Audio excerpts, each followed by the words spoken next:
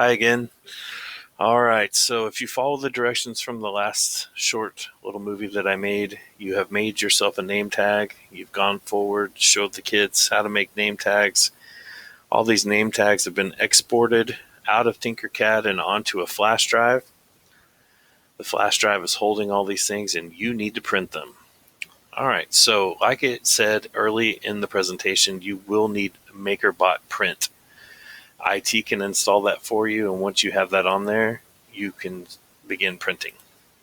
All right, so MakerBot Print looks like this. So when you put a file in there, what MakerBot Print does is it does all the hard work, which is how it's going to put the image together layer by layer. So there's a lot of software that goes with that to take out all the difficulty of 3D printing. So you have to have this so that you don't have to do a bunch of coding.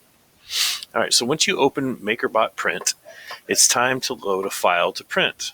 So I have a file to print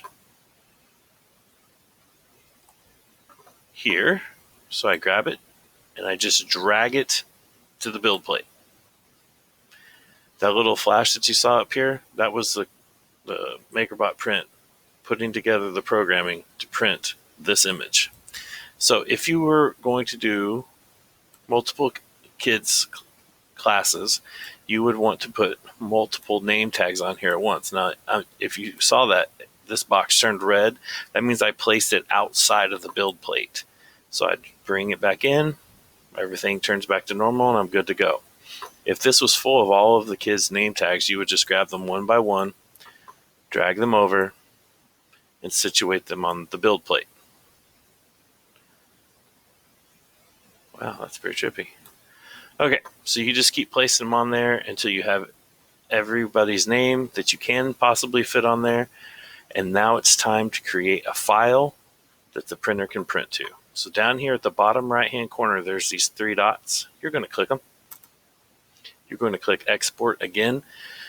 This time you're exporting it into the actual print file that MakerBot needs to print. You click on it. This is my USB drive. I click on it and see I already have some things on there. I'm going to put print job 2 and then I click save. I wait for a moment. It's building the file.